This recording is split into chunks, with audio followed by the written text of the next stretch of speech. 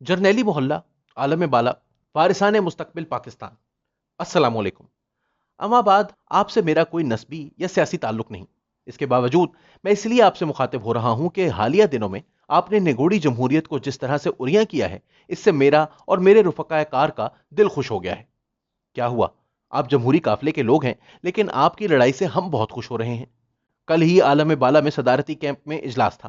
ایوب خان، یحییٰ خان، میں اور جنرل مشرف کے عالم بالا میں موجود ساتھی شریک تھے۔ ہم سب کا اتفاق تھا کہ بلاول اور مریم ہمارے آئیڈیلز کو پروموٹ کر رہے ہیں۔ آپ نے چھوٹی چھوٹی باتوں کو جس طرح بتنگڑ بنایا ہے، اس سے صاف ظاہر ہو گیا ہے کہ جمہوری اتحاد کے چلنے کے کوئی امکانات نہیں ہیں۔ اس ملک میں صدارتی نظام ہی کامیاب ہوگا، اور ماضی میں بھی بہترین نظام ان جرنیلوں اور صدور کا رہا ہے جو جمہوریت کو ختم کر کے برسر اقتدار آئے تھے۔ مجھے معلوم ہوا ہے کہ کل میاں شریف ذوالفقار علی بھٹو سے ملنے گئے تھے۔ کلثوم نواز بھی ساتھ تھی۔ ہو سکتا ہے کہ وہ بھی آپ کو خط لکھیں اور اپنے اختلافات ختم کر کے پی ڈی ایم کو مضبوط کرنے کی صلاح دیں۔ مگر میرا مخلصانہ مشورہ ہے کہ اگر آپ دونوں نے وزارت عظمیٰ لینی ہے تو اتحاد توڑ کر ایک دوسرے کے مخالف خوب کھل کر بیانات دیں۔ باری آپ دونوں میں سے کسی ایک کی آنی ہے۔ اتحاد رہا تو اقتدار کی منزل دور ہو جائے گی، اختلاف رہا تو کسی ایک کو اقتدار جلدی ملنے کا امکان زیادہ ہے۔ میرے آپ کو خط لکھنے کی وجہ یہ ہے کہ آپ نے آپس کی لڑائی سے عرصے کے بعد ہمیں خوشی سے نہال کر دیا ہے، وگرنہ عالم بالا میں وزیر اعظم کلب کے لوگ جب سے پی ڈی ایم بنی تھی آتے جاتے شاہراہوں پر ہمیں آمریت کے تانے دیتے تھے۔ جب پی ڈی ایم کے جلسے زوروں پر تھے تو ہمارا گھروں سے نکلنا مشکل ہو گیا تھا، کیونکہ جمہوری قافلے کے حمایتی گھیرا ڈال کر ہمارے خلاف نعرے لگاتے تھے۔ شکر ہے کہ جس دن سے پی ڈی ایم میں اختلافات پیدا ہوئے ہیں ہمیں ریلیف مل گیا ہے۔ کل ہی صدارتی نظام کے حامیوں نے یہاں ایک سیمینار منعقد کیا، جس میں پی ڈی ایم کے انتشار پر خوشی کا اظہار کیا گیا، اور یہ بھی توقع کی گئی کہ جمہوری جماعتیں جلد ہی تتر بتر ہو جائیں گی اور ملک میں پھر سے صدارتی نظام کی راہ ہموار ہو جائے گی۔ عمران کو دوسری باری نہیں ملنی، اب اقتدار وزیر اعظم نہیں نئے صدر کو ملے گا۔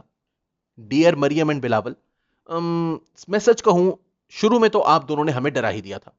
جب آپ لوگوں نے اتحاد بنایا تو ہمارے صدارتی کیمپ میں سوگواری چھا گئی تھی۔ جوں جوں آپ اسمبلیوں سے استعفے دینے اور لانگ مارچ کی بات کرتے، ہم گھبرا جاتے کہ کہیں واقعی پاکستان میں اصلی جمہوریت نہ آ جائے۔ یہ تو شکر ہے کہ بالآخر اختلافات نے ہماری مشکل آسان کر دی، اور اب صاف لگ رہا ہے کہ فتح جمہوری کیمپ کی نہیں، صدارتی کیمپ کی ہوگی۔ تاریخی طور پر دیکھا جائے تو وزارت عظمیٰ کا عہدہ شروع ہی سے خطرناک رہا ہے۔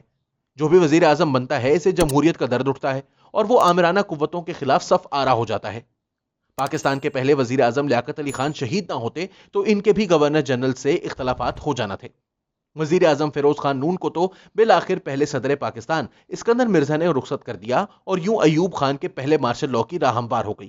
ایوب خان نے ملک میں صدارتی نظام کی نیو رکھی اور بنیادی جمہوریتوں کے نظام کے ذریعے ایک نیا نظام متعارف کروایا، مگر جمہوری قوتوں نے ایوب خان کی ایک نہ چلنے دی، صدارتی نظام کو لائل پور کا گھنٹہ گھر قرار دے دیا، اور بالآخر گول میز کانفرنس میں خود ایوب خان سے دوبارہ پارلیمانی نظام لانے کا اقرار کروا لیا۔ پھر صدر یحییٰ خان نے 1970 کے الیکشن کروائے، سانحہ مشرقی پاکستان سے گزرے، وزیر اعظم بھٹو آئے تو پھر جمہوریت کا غلغلہ ہوا۔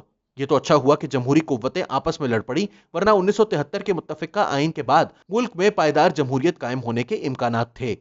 کچھ کام ہم نے دکھایا اور کچھ بیرونی دوستوں نے۔ چنانچہ 1977 میں ہم نے مارشل لاء کے ذریعے جمہوری حکومت کا کام تمام کر دیا، اور یوں پھر سے طاقتور صدر کا دور شروع ہوا۔ ملک کی معیشت ٹھیک ہو گئی، امریکہ نے ٹرک بھر کر ڈالر دیے، افغانستان کی وجہ سے ہیروئن اور کلاشنکوف کلچر ضرور آیا، جمہوری لوگوں کو دبانے کے لیے کوڑے اور پھانسیوں کا حربہ استعمال کیا گیا، اور یوں میں 11 سال تک بلا شرکت غیرے پاکستان کے سیاہ و سفید کا مالک رہا۔ آپ کے سیاسی وارثوں نے میرے متعلق آپ کو بہت سی غلط اطلاعات دے رکھی ہیں۔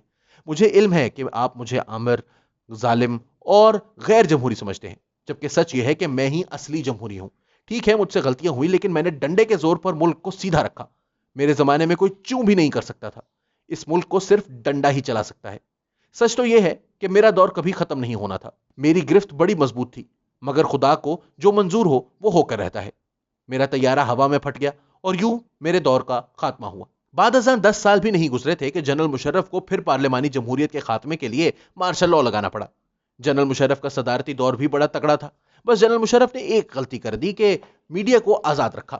میں نے کبھی یہ تکلف نہیں کیا تھا۔ میرے زمانے میں تو بھٹو کی تصویر بھی شائع نہیں ہو سکتی تھی، ہر چیز سینسر ہوتی تھی۔ جنرل مشرف کو میڈیا کی آزادی لے بیٹھی، آزاد میڈیا نے آزاد عدلیہ کے حق میں آواز اٹھائی، اور یوں جنرل مشرف کمزور سے کمزور ہوتے گئے، اور بالآخر محترمہ بینظیر بھٹو کی شہادت نے مشرف کے اقتدار کے کفن میں آخری کیل ٹھوک دی۔ کہانی لمبی ہو گئی ہے، लेकिन आपको अपना मौकफ सुनाना जरूरी है। मुशर्रफ के बाद से दोबारा पार्लिमानी जमहूरी निजाम कायम है। आसिफ जरदारी और गिलानी आए, उन्होंने 18वीं तरमीम के जरिए से सदारती निजाम के हामियों की ख्वाहिशों को नुकसान पहुंचाया, सूबों को मजीद हकूक दिए जो गलत था। नवाज शरीफ आए तो वो भी तलवार लेकर असली जमहूरी निजाम की बहाली के लिए निकल पड़े। इस मुल्क में असल हुकूमत सदर, और वो भी अगर जर्नैल हो तो इसी की होती है। सियासतदानों को असली हुकूमत कौन देता है? अगर सदर जर्नैल ना हो तो सदर अलवी जैसा है, बेइख्तियार। डियर मरियम एंड बिलावल, मुझे इल्म है कि आपके इर्द गिर्द लोग इस खत के कई गलत मतलब निकालेंगे।